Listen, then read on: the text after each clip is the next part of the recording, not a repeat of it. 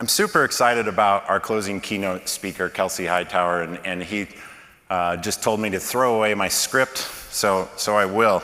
I used to be pretty technical, and then I started a digital banking company, and by the time I was done working on that, I was much better at like buy-side analyst meetings and making sure that I was on point and every single word I said mattered. Obviously, I've forgotten that skill, but that was a lot different than when I had started the company. I was, working on Bloom filters in HBase, which remember when Hadoop was cool, and I felt like one of the reasons that I was successful was that I could attract and have around me really technical people. And so as a technical founder, it was really important for me to before I started this journey, like get back to my roots, get back to my passion. Really, computer science is just a hobby for me. I've never actually been good at it. I have to have JJ and others around me in order to actually make things work. But I think it's important as a technical founder to be able to understand what your team's building and give them the space to create that. And so after I left Banno and went through a lot of health issues. I had sepsis for 7 or 8 months, and it was during that time that I had a PICC line into my heart that I was trying to, why live? Why keep on going? And so I started learning the Go programming language. I did an open source project called Moov ACH, which runs America now, oddly. So if you use a BaaS provider, pretty sure, I'm sorry. Hopefully Adam Shannon has gotten rid of any code I wrote. But the motivation was to give back and to start writing this code and have a reason to get up in the morning outside of putting antibiotics in me. And the world had changed kind of in this 2016, 2017 period in which VMware and Mesos and Puppet and Chef, that was like the old stuff. And there was this new thing called K8s, that I had to kind of figure out what the hell's a pod and all this type of stuff. And Docker and yada, yada, yada. And I found this gentleman online, Kelsey Hightower, who had written a lot of content, and specifically Kubernetes the hard way was like this Git repo that he kept maintained, and each Kubernetes version, it would come out. And Kubernetes the hard way is freaking hard if you don't really understand this concept. And so, although I didn't know Kelsey, I think it's important in life to have, I call them mentors that are authors. And so I felt like a student of Kelsey. He was able to bring me into, out of dying of sepsis and into this world of a new way of doing computing and learning about Terraform and all these cool tools that allowed you to do things that we wish we were able to do 10 years before that. And so with that, I want to say thank you, Kelsey, first and foremost. I think why I'm so excited about this is that Kelsey's life has exuded what we're trying to do at FinTech DevCon, which is get rid of the bullshit, actually share that we're all human, we're all going through all kinds of shit, and we're all just trying to build and make the world a little bit better place. And so for somebody who treats the entire technology community in the way we're trying to treat financial services, I want to welcome Kelsey up and first and foremost say thank you.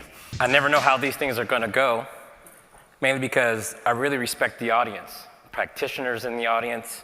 Some of you have been doing this longer than I have. So what would you say to a bunch of people who kind of know almost everything? 2 days of talks. And the truth is, I had this amazing 25-year career. I've worked in data centers, racking servers, even got those cuts that when you slide a server into the rails, that little rolled metal what the hell is that about?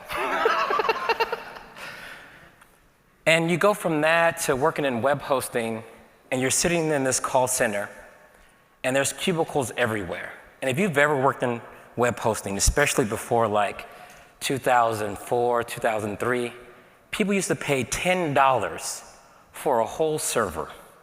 At least they thought it was a whole server. And the whole thing ran on PHP. And then there was this Windows component. I don't know why people used Windows then, but they did. And when they had problems, they would call you. And I'm sitting in this call center, answering the phone. And I got really good at it because when people call and their MySQL database is down, the one they didn't install, the one that's backing their entire business behind some Plex thing that most people don't even know exists, you got 5 minutes on that call to get them back up and running before they want to close their account. You got to be that good. You don't know this company. You don't know why it's in the state, but they need it up while they're on the phone. And so when you do that level of tech support, not only do you have to be good, you have to have empathy. And I remember sitting in that job, answering the phones, and I'm killing it. I'm destroying it. Paycheck looked the same. No matter how fast you go, the paycheck looked the same. I started doing the math. What's the difference between the absolute best employee and the worst? And it's roughly less than 10% in pay. And the smart engineers would just sit there off the phone. I look over my cubicle, I'd be like, why are you not logged into the call queue? It's like, because you got it. And I started to rethink this thing. Answering the phone and resolving issues faster gets me nowhere. It was one of those jobs where we worked Sunday through Wednesday, and you picked the side of the week you wanted to work on, and on Wednesday we would cross over, and anyone that couldn't finish their calls on time, they would just open a ticket and leave it for someone else to resolve. Y'all familiar with this kind of thing? There's someone in here who's like, that's me. Kelsey got it, safe. And so I tried something different. I was like, you know what? I'm not going to log into the phones anymore. I'm just going to keep the ticket queue to 0. Answering the phone is an activity. Making customers happy is impact. There's a difference. And so what I asked everyone to do is like, if you're wanting fast, just create a ticket, give me as much detail as possible, and I'll just run scripts to solve all the issues. And so the call volume increased that we could handle because people just kept creating tickets. If they couldn't solve it fast, create the ticket, and I made them go away. When Wednesday came, the ticket queue was 0. Now someone told the manager on me, say, hey, Kelsey is not logging into the call queue. He comes in and he dials out of it and he never logs in. And the manager said, do you know why we have 0 tickets in the queue? It's because of his process. And then we changed the whole culture. We split the team into those that answered the phone and those that knew how to resolve issues super fast. That was the first time in my whole career that I understood how you change the culture. And there's a difference between doing a bunch of activities super fast. And then one day, I got promoted. And I got a grand total of a 10% raise. I went from 45K to like 48K. After that guy named FICA takes their piece, doesn't add to much. And so I started looking for other jobs. And I found this company called TSYS. 1 hour north, total systems. And it looked like one of those real jobs because it had a dress code in the HR posting. Must wear shirt and tie. I was like, this must be serious. You gotta do tech with a certain tie? Like, does it make it different? And so I remember buying my first shirt and tie. And I remember I had to have my home ec teacher hem my pants because I wanted to look like I knew what I was doing. You ever buy a suit off the rack? You look completely silly. You start rolling stuff up, putting pins in it. Doesn't work like that. And I remember I'm in my car on my lunch break and I'm driving 45 minutes north. And I'm thinking like, this is the big leagues. Imagine how smart you have to be to make $90,000 a year if I'm only making 48. These enterprise finance guys must be brilliant, all of them. He was like, it's not true. So I get to the job interview, and I'm like, okay, they're gonna just ask me questions I have no idea. Hopefully I can pretend my way through this. How do you find text in a file? I was like, in my mind, they can't be serious. I was like, are you serious? This is a joke? And you write the command, and you're on the whiteboard. So halfway through the interview, I'm just showing off now. I was like, so what else you want me to do? You want me to set up syslog? I can do it in real time. And so I'm driving home from this interview, and the recruiter calls. They would like to make you an offer, $90,000 a year. And I call my wife, and it's like, hey, I'm about to quit my job. She's like, oh, what the hell happened? I doubled my pay. And I got about 15 minutes before my lunch break is over, so I'm flying back to work. And I tell my manager, and the company I was working for, Server Beach, headquartered in San Antonio. And Joe Rodriguez was my manager. And I called Joe, I was like, hey, Joe, I gotta put in like a 2-day notice. It's Friday. They want me to start on Monday. And he was like, how could you do this to us? You know, we taught you all these skills, all these things, and he's livid. And I was like, $90,000. And he paused, and he asked me, are they hiring?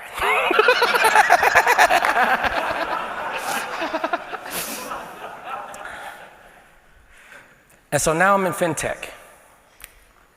And you could only wear jeans on Friday, so I got the slacks on, went to Marshall's. And I got the slacks on, I come into work. And you know, in tech, we are really peculiar about our tools. You ever see this? Like people with the Kubernetes tattoos. There's people with Kubernetes tattoos. Some of y'all got mainframe tattoos from the last IBM conference. How many of y'all have some AIX tattoos in the audience? You thought it was gonna be hot forever. It's not.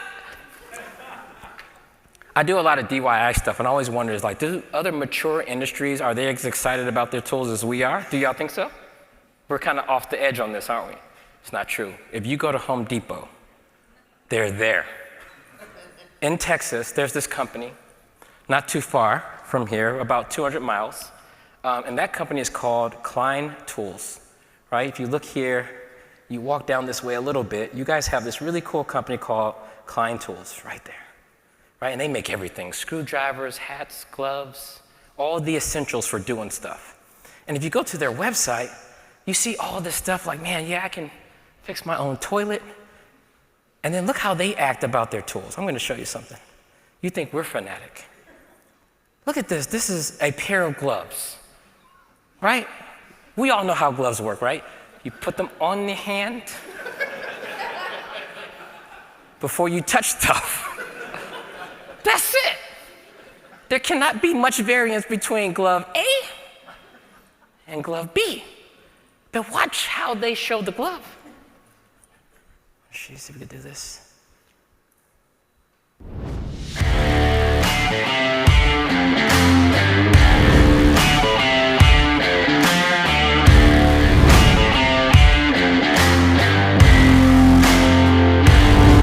All that for some gloves? But what I noticed when I got to the fintech company, they do the exact same thing. Y'all really think that Linux or Kubernetes or Docker is that important that it warrants such a presentation? Y'all walk into the change meeting with your spreadsheet out with the same theme music. How you walk into the change meeting? You walk into the change meeting the same way.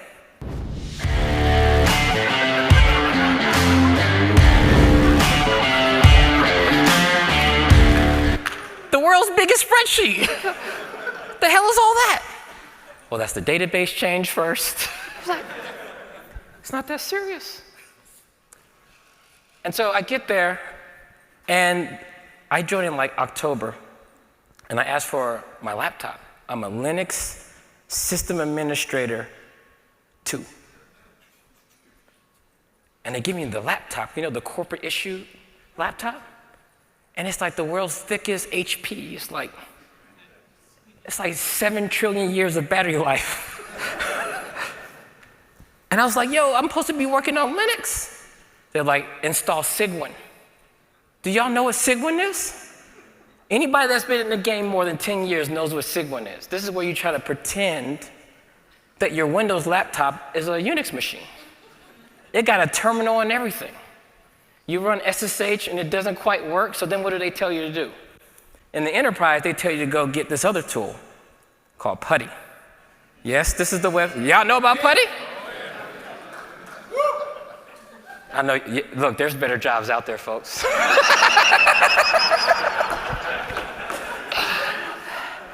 How am I going to innovate with Cygwin and Putty? You ever thought about this? You're asking your dev team to innovate with Cygwin. We're starting off on the wrong foot. Why are we making this so hard? And so I'm doing deployments. You're in enterprise IT. They got this thing where everybody complains about stuff. I think they call it Jira. And you go in there, and you can complain about anything. You can ask for stuff. I would like a deployment. I'm in there clicking around this thing called Jira. I'm like, dude, what's this like Santa Claus use this? Like, what's? And it's like, no, this is where we track the deployments. And I met this guy, I won't mention his name, but he sat in this corner, and he'd been there for like 30 years. I was like, what do you do? He's like, I cut the tags. If you know about Subversion or CVS, this is before Git. This is like the equivalent of Netflix versus Blockbuster. And you would ask him to get the source code and merge the changes, and he will cut a tag. There's only one machine that could do this. And only he could access it. And you say, hey, Jeff, could you cut a tag? So I don't know. Do you have approval? It's like, dude, we do this 12 times a day. I'm not asking you to cut releases for my benefit. And then they had this other thing where they would document stuff. I think they called it SharePoint. And they had all these run books that would tell you step by step on how to do stuff like a deployment. It's all right, Kelsey, you log into SharePoint, and then you follow these steps and do not deviate from these steps. I was like, oh, no problem. I will follow every step perfectly. No mistakes. So you log into the jump box. Y'all still got jump boxes? So you log into the jump box, and then you get on the jump box, and it's like, all right, it said run the deploy.sh script. This is simple, right? So you get on there, and what do? If you're a good admin, you make sure you're in the right directory. So you run the ls command. Now you're like, oh, snap.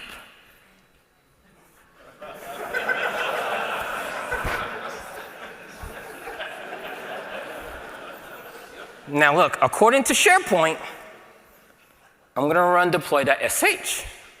No need to be getting the queue.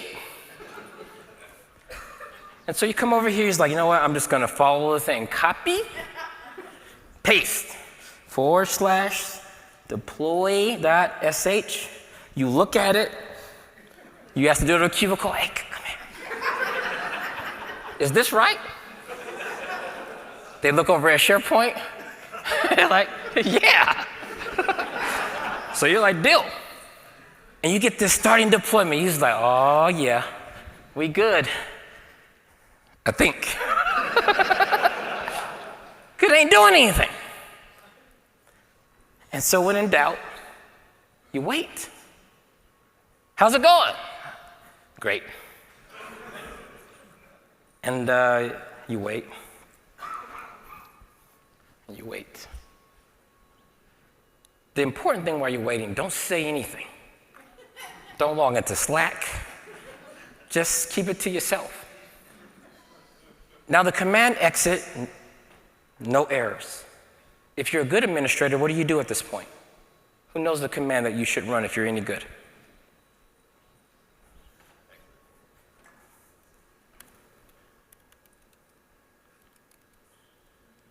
What does that mean? That's not a good sign. That should be exit 0. That means it worked. Have no idea. So what do? Do not open a Jira ticket at this point. No one knows this but you, what has happened. So you run the history command, and you're like, looks like other people have been struggling too. And so you look in your history, you're like, you know what, I got it. This one is the one. Obviously, it's named correctly. This one works, right? Someone's did me a favor. I'm like, we'll just run that. I might update the docs, but I don't want no one knowing that I did something outside of protocol. And you're like, oh, we're fine. It'll be, oh, the hell?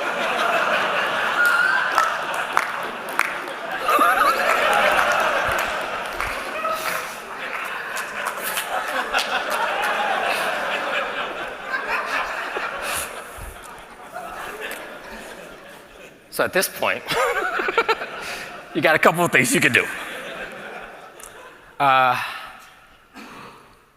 That's why you don't deviate from the docs. You do need to communicate. So I did communicate. I was like, all right, the database is down. In production, obviously. The alerts are going off. You're at your cubicles like, you think they're gonna know it was me?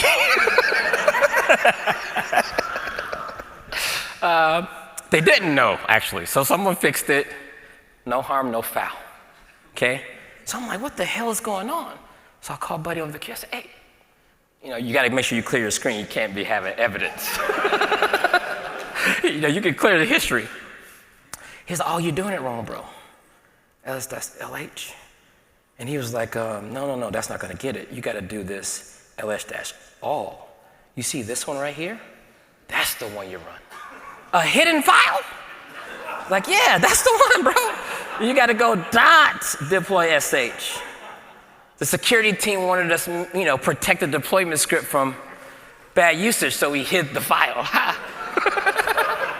So it worked. I'm like, what the hell are we doing? So I'm taking the tie off. It's like, this tie ain't helping.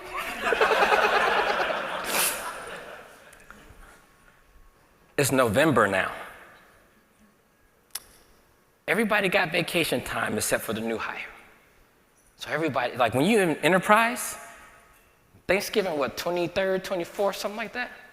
They be back on January 1st. So it's just me. So I decided to do something different. I was like, I'm not doing that no more, obviously. I remember the first thing I did was I went to Jira and I started creating custom fields, right? People would email us what version to deploy. Why are you emailing me this? So I created a custom field in Jira where you could literally have a drop-down of all the valid versions. This is simple, because you got to get the thing approved anyway. And the spreadsheet guy's like, so what about me? I was like, don't worry about it. We'll just put the information in the ticket, and then you can approve all the tickets. He's like, so I still keep my job? I was like, yes, you are now the senior ticket approver. Senior, you say? Yes. He's updating LinkedIn. And so now they're approving these tickets. And I remember I just had this script that just looked at the Jira API. Whenever it got approved, I would pull information out of the custom field and just run the deployment scripts. And then I remember someone from the third floor would come down, Scott Carter. Hey, what the hell's going on down here? People are opening tickets, and then the deployment is happening in like seconds. Something we need to talk about? I was like, oh yeah, I just wrote this little script. And I connected to Jira because I watched the way everyone else works. No one wants to log in and run shell scripts. No one even remembers their SharePoint login. So I decided just to meet people where they were and just honor the current change management system. I'm not the biggest Jira fan, but that's what we use. So I decided to tie in at that point. So once the ticket is approved, I automatically start doing the work. And people was like, Kelsey, could you explain this in more detail? I was like, oh, absolutely, I can explain this in more detail. No problem. So just for y'all, I don't really do slides, but I got about 3,600 slides. I got about an hour talk, 1 per second. This will go by really fast. Do you notice when presenters say it's going to go by? It's like, no, it's not. You're going to run over time again. But I did summarize it for you. So we're going to go straight to the summary slide. And there's this 4-letter word that makes even HR cringe when I tell people the solution to this. I know what you're thinking. You're thinking agile, aren't you? Huh? DevOps? DevSecOps? That's what y'all are thinking. There's this magical methodology that you just, I have some secret sauce over there, Wade, bring it to me. Yeah, I got this secret sauce, I'm gonna show it to you. All right, this is what y'all be thinking how this works. Let me read the label. This is DevOps sauce. You just take a little bit of it and you just rub it on all your problems. Whatever issue you have, your deployments ain't working, DevOps. You fall off your bike, arm broke, a little DevOps cream, you good. But here's the 4-letter word. A lot of y'all are afraid of this word. I'm gonna skip to the bottom.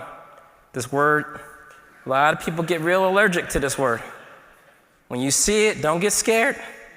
It's gonna be all right. I'm gonna show it to you. Wow, a lot of goddamn slides.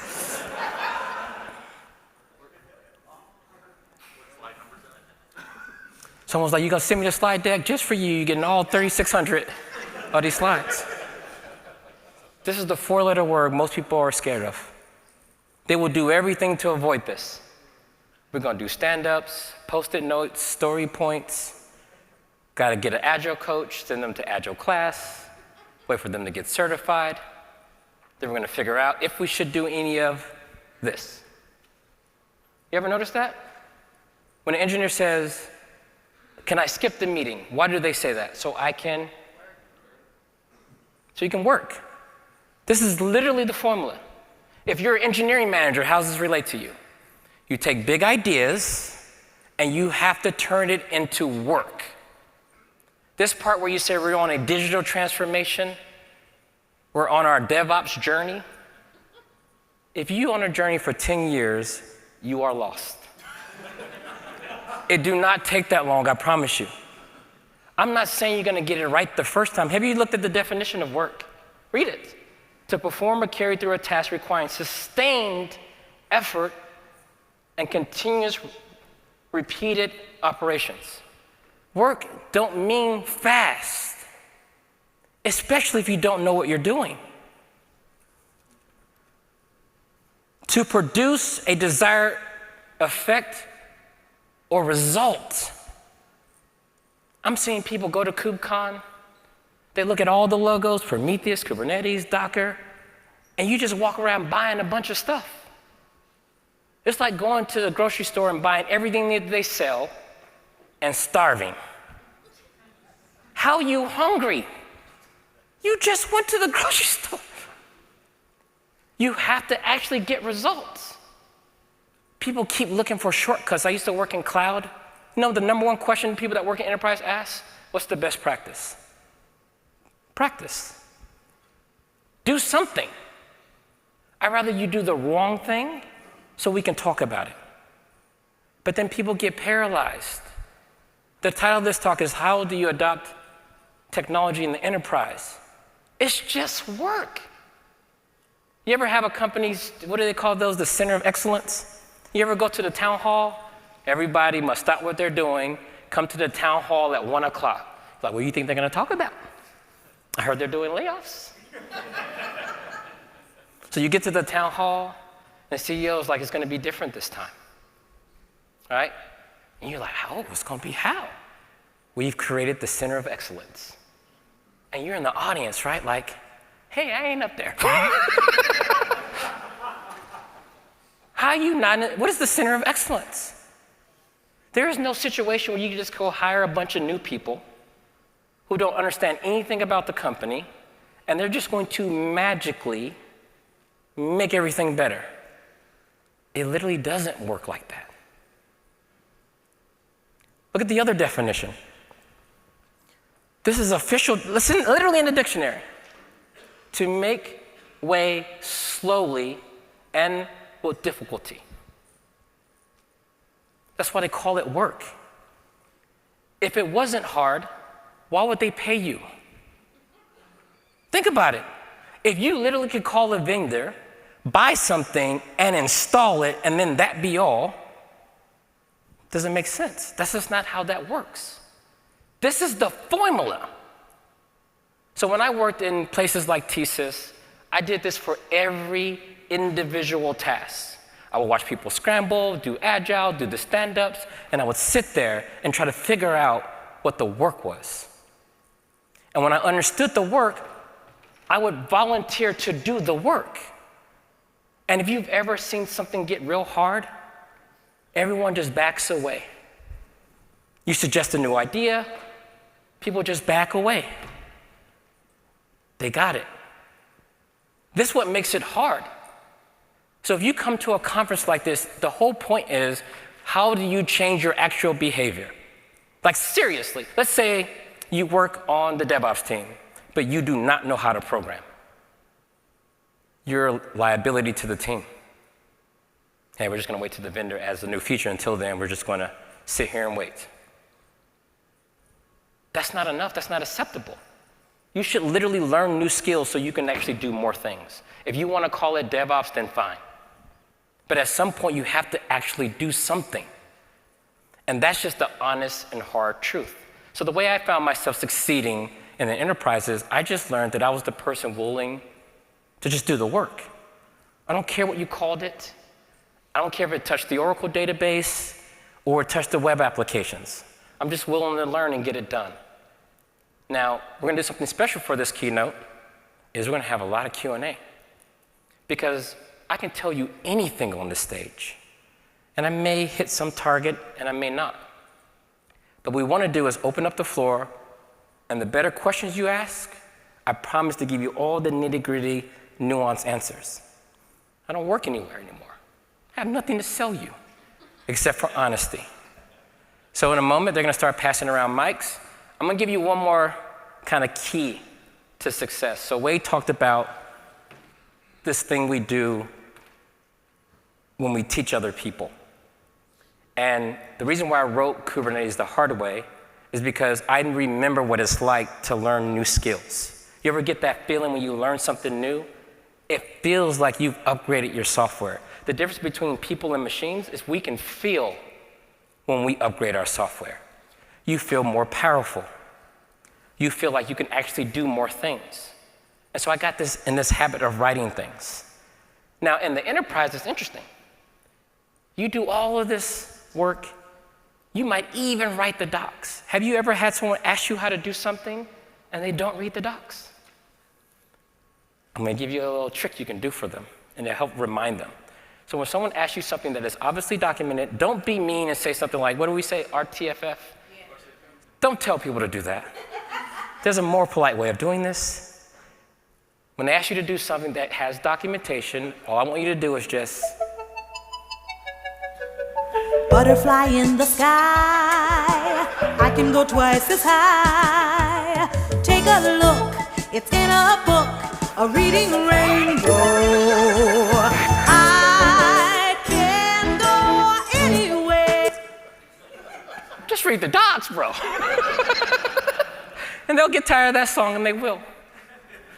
All right, so with that, I'm going to end this portion of the presentation, and we're going to move to Q&A. I appreciate you all hanging out with me before we jump into the Q&A. Thank you.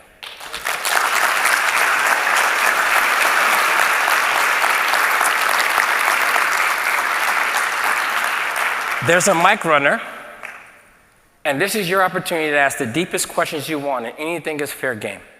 So we have our first question. Thanks, and it's obvious that you know how to work hard. How have you done one of two things? Either identify that skill and ability in other people, cultivate it, or how have you helped others grow that? Oh, that is the dopest question in the game. When I got to TSYS, I made a mistake. I was in superhero mode. I really did need you to understand how good I was. My ego was superior. And it was a limiting factor. Because the thing I didn't respect is why we had all the processes in place. I wasn't there for the 20 years worth of outages because someone thought a thing would be safe to use in production. I remember my manager's like, listen, you're really, really good. Some people might say you're special even. But the problem is no one else feels that way. And so there's this phrase I like to use a lot. There's some people who have ideas and some ideas have people. And what I learned to do was, instead of me taking all the shine, how do we go from I to we? And one example was, I did this thing where to fix the deployments to get to the root cause, I started packaging everything as RPMs, right? So before Docker, everyone's using Red Hat. And I started recruiting like co-founders, right? I don't know how to build all the software. I don't even know where all the software is. So I just started recruiting people. Like I would go over to the cubicles like, hey, you wanna work on something cool? And like, sure, what's that? I was like, look, you're really good at builds, right? Yes, great. I need you to help me understand where all the build scripts are so I can turn them into RPMs. I'm gonna give you a demo of that I found one and I did one. Yum install the app, delete the whole server, bring the whole server up, and I'm gonna do it again. Are you ready? Yum install app. And they're like, Kelsey, that's freaking amazing. Now, at this moment, it's just my idea. But I asked them, if you just take all the build scripts and you put them in one place, app name, and put the build script in there, I can use that to make RPMs. So then I go to the QA team, hey, I have the app deployed the old way and with RPMs, can you make sure that it still works? And now they're part of this journey with me. Now, the emails will go out to take credit. You copy the meta team on the email. And you say, we started this initiative where we wanted to go from running scripts to using RPMs, Yum servers, all of this signing. Even if you did 80% of the work yourself. I highlighted very clearly what everyone did. Person A gathered all the build scripts, and now we have a central repository. We even fixed a few build scripts along the way. QA has tested them all. I couldn't have done this without these other people. Now, along the way, they're asking me, Kelsey, what's an RPM? Why are we doing this? And you would just show them to the point where they would also get the same smile that you got when you realized that this was streamlined, how we did deployments from dev, QA, to production. And they felt like they were part of actual success. They were learning something new. And so that was like my superpower over time, is that could I actually make other people feel like they were better before we started this particular project. And those people actually walked away with new skills.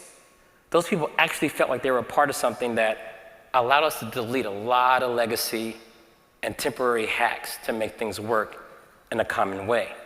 And so being able to deliver results, but then doing them with other people who would then go on to take over those projects and become the team leads on those particular projects, that became my formula. And it could be for anything, going from Apache to Nginx, Oracle to Postgres. Who do you recruit as co-founders?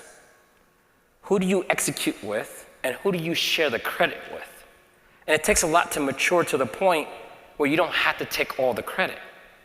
And so that's just been my formula. So when Wade said he was trying to figure out what to do next in his career, a very accomplished person at that time, by the way, who was just seeking for the next step.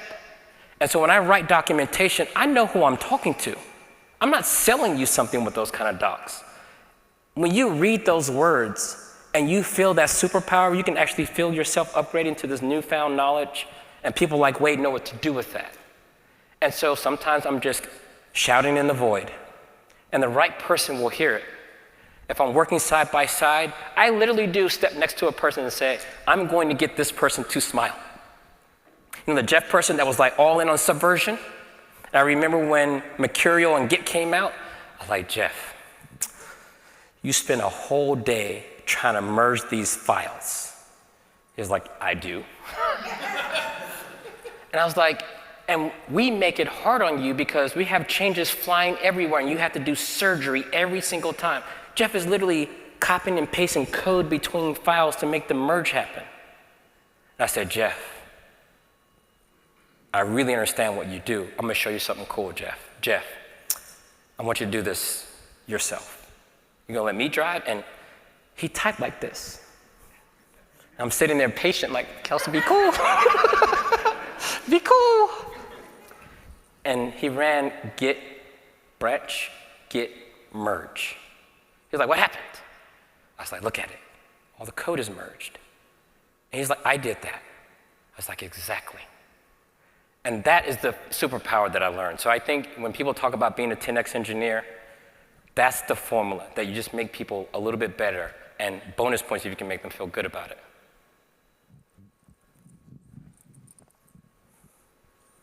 There's a question up here.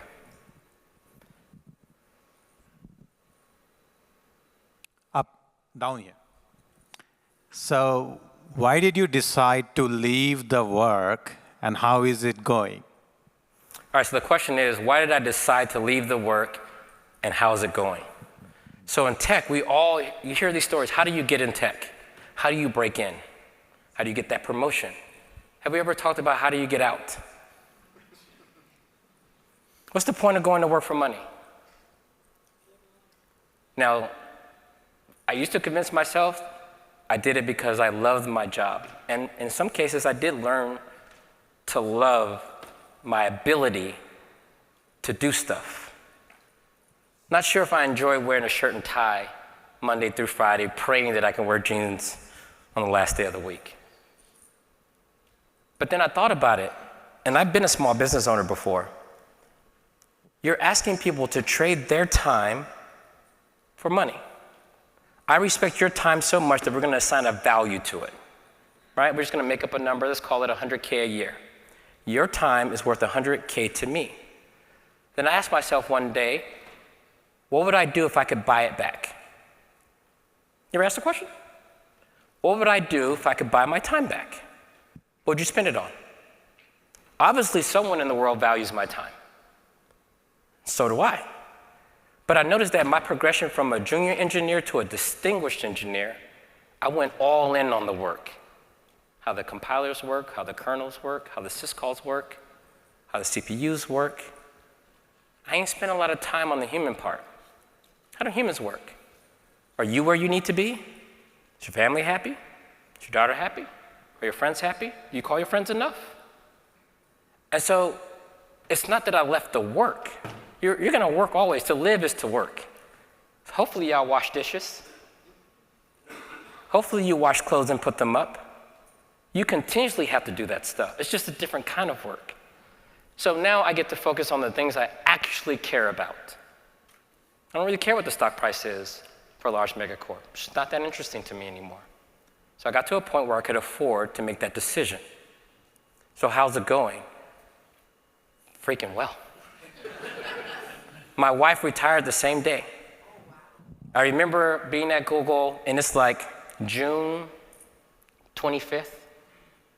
I had already given them 2 months' notice, so we knew this was cooking. And I was like trying to think about the actual target date. I was like, ooh, July 4th would be the perfect day to declare my own independence. But we made it July 7th because you got to honor that particular day. And I remember my wife got to retire at the same time. And the thing that I noticed that was super dope, she's been an educator her whole life. And she's been a high school teacher, elementary teacher, a vice principal, and her last role was an executive director for the school district. And I noticed how they showed up for her when she retired. We did it at a park. A park. And I swear 100 people came out with their kids. And we played a game of kickball. And we're picking teams, and I'm competitive, so my wife picks her teams. I'm picking my team. I'm looking through the crowd like, oh, he got on Jordans. He came to play. Come on. And we played this game of kickball. And nobody was thinking about work. Nobody was thinking about what email or what alert or what half-finished deployment. I was looking at that group of people like, this is life. This is what I was actually working for. And so I got to a point, and everyone's trajectory would be different. But I finally was able to buy what I was working for, right? So nothing's wrong with the job. Just know why you're working.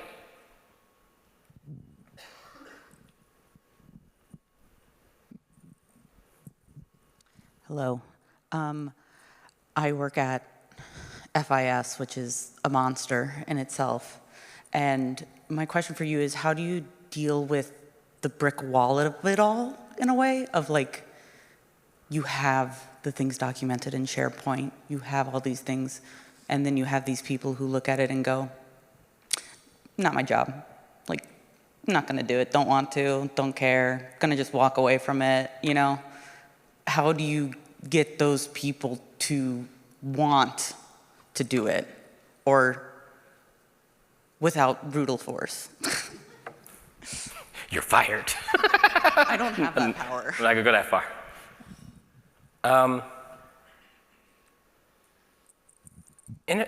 Enterprises love the word innovation a lot, right?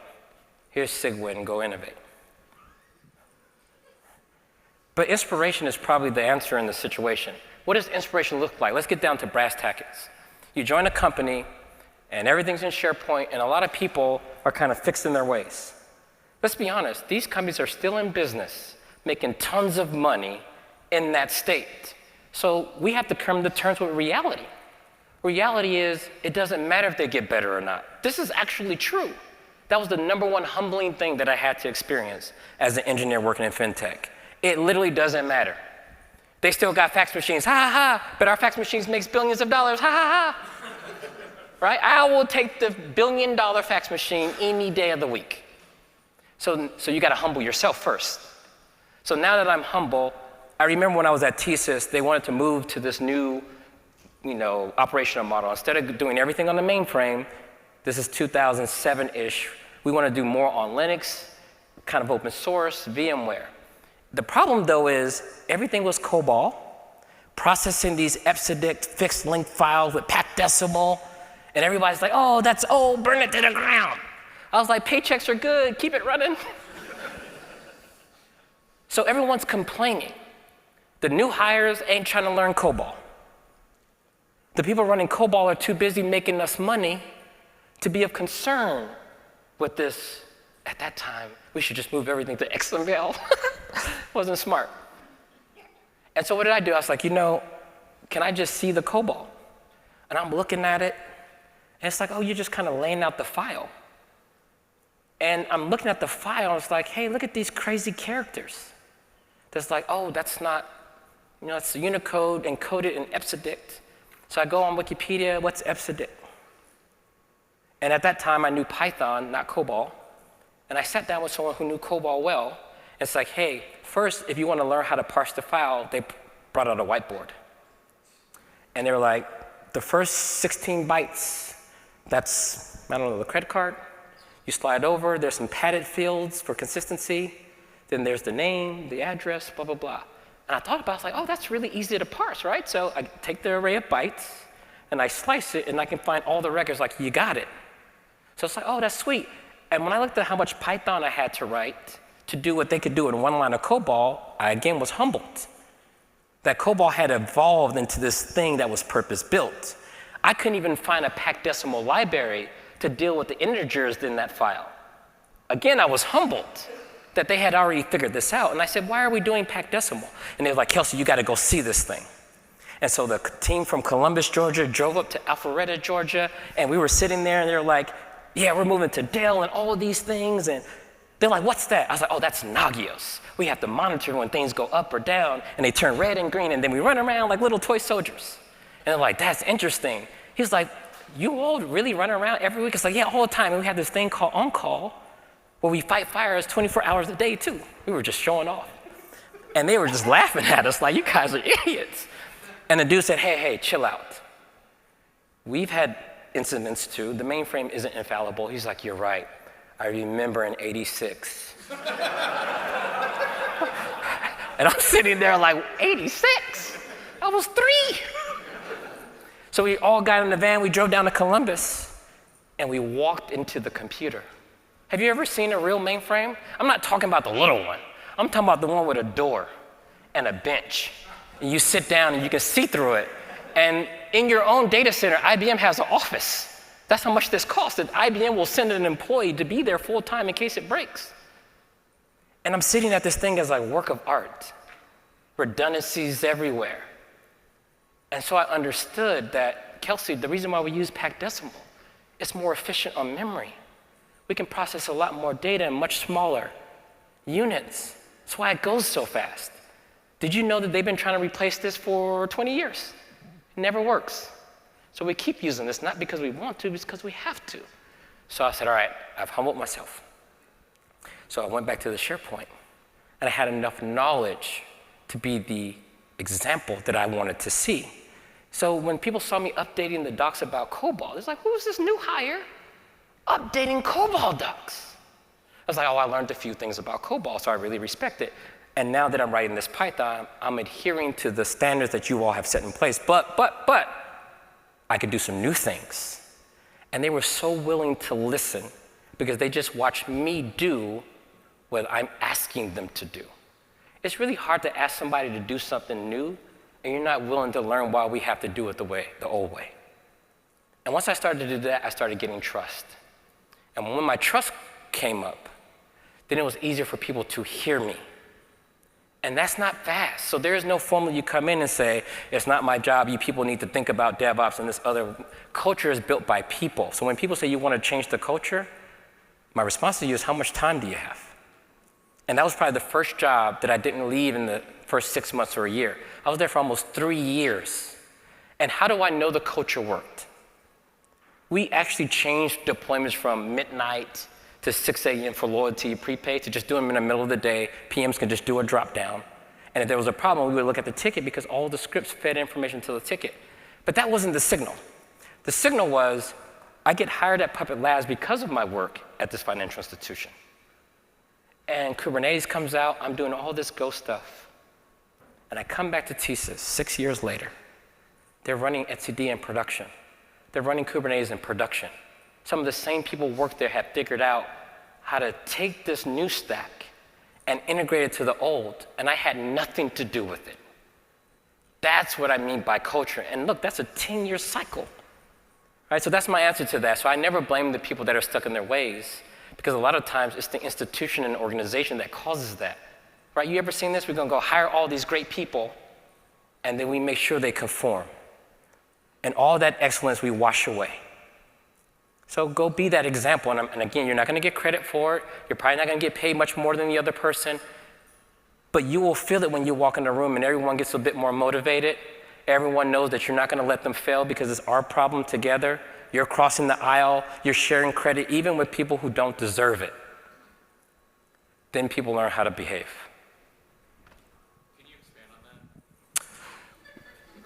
So this is a good question. So the question was, can you expand on it? How do you give credit to people that don't deserve it? The COBOL team is like waiting for this new project to fail because all the other ones have failed, right? You all keep calling it legacy. The new thing never works because none of y'all know COBOL. None of y'all know how these files work. None of y'all can parse the real money makers. So we'll just sit here like this and wait.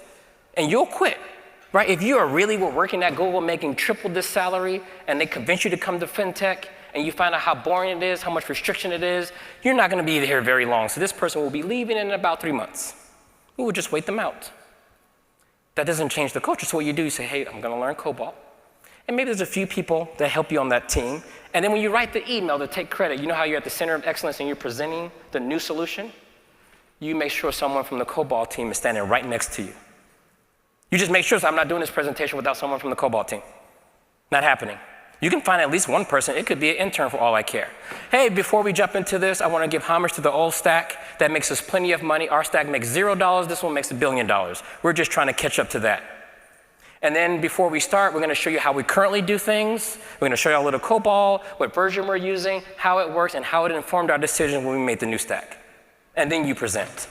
So now the whole audience, even the team with their hands closed, and the CEO says, hey, I want to give a big shout out to both teams that found a way to work together. Think about how you want to be mad, but you got invited to the pizza party, and you hungry, go and get you a slice, bro. Like, you can have some, it's free. So you want to be pissed, you're like, damn, this pepperoni good. It's hard, you know that phrase, kill them with kindness? I don't need to be at war with my teammates. And I'm watching a lot of enterprises literally at war with their teammates. They go in there and start arguing, well, that's not your budget.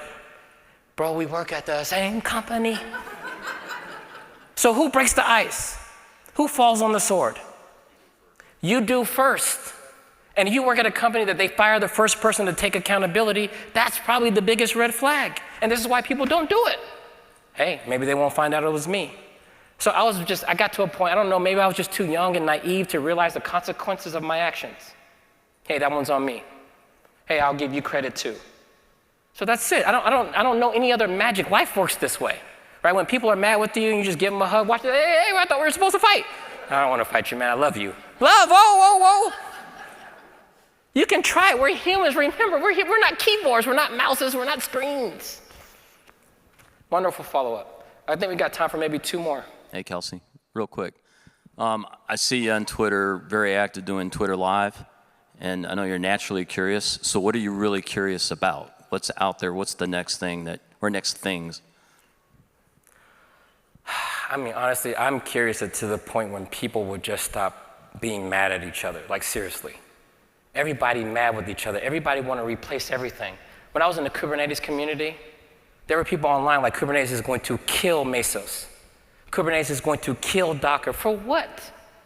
Why are we trying to kill this old technology thing that we actually are built on top of? It doesn't make sense to me because I don't need that. So when I'm curious, I'm like, when are people going to stop fighting? When are people going to actually read government policies versus calling people names? People are so excited about artificial intelligence. Artificial. When I go to the store, I'm looking for the real thing. I pay more for organic.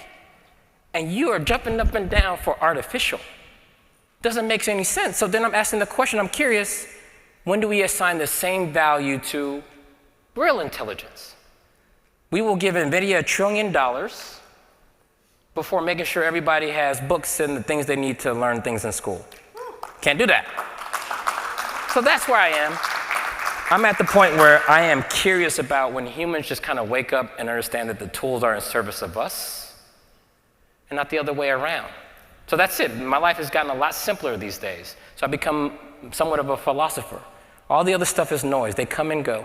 It comes and goes. So those are the top things in mind for me. Thank you for that question. Got a couple more?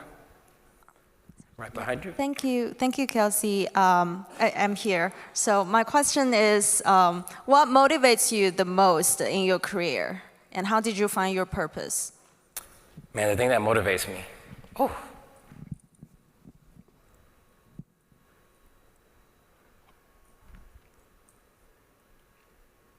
Wow. Whew. Why do I get emotional at these things?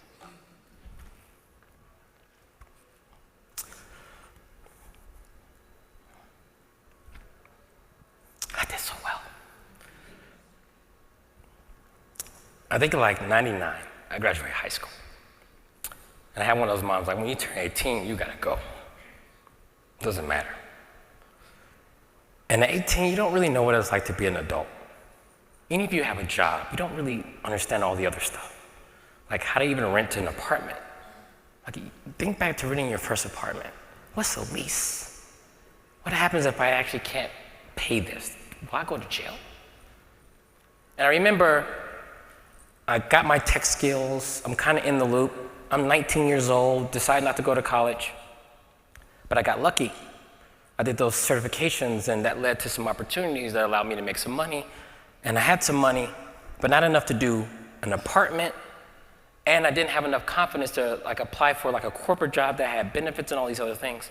So I opened this small computer store because I felt that was the least friction, right? You read these HR job postings, they want 2 trillion years of Java experience, 1 billion years of AIX experience. I don't have any of that. So what do? I just decided that I would just open this computer store. I leased this little thing and I was selling computer parts. I'm doing these service calls. And look, I had friends, and I'm pretty sure my mom would let me come home and take a shower. It wasn't like I was living on the streets, but there were nights where I would just want to be by myself. So you're behind the computer shop, one of those little strip malls, and in the back there's parking. So you're in your, I think I had an 86 Jeep Cherokee. I bought it from Auto Trader. I'm just sitting in this car, and I told myself, like, I will never be this broke again. Not this broke. Not where I got to decide, can I get an apartment or pay the lease? When you have a computer store, you got to float the parts. You drive up, and you have to buy the motherboards, the 56K modems, the screens, the computers, but not too many. You got to buy enough just that you can sell, because at that time, I didn't know how to get a business loan. So you got to operate pure profit It's not like the VC world where you start off with a few million, you figure out how to make more. You got to be profitable on day one. But one thing I noticed though, like, so I'm not hopeless. Every time I learned a new skill, I was able to make more money. Little insurance companies will call and say, hey, we have these Windows computers, can you network them? Never did it before, but the answer is yes, and you're in the middle of the night, and you're reading everything you can, and before they get back at 6 a.m., the Xerox printer can talk to the Windows server, and the other Windows server can use the same software from the other server, and it works.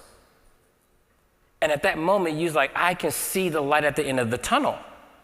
And so when I think about my whole career, it felt the same way. You walk in, I don't know COBOL. This can't be that hard.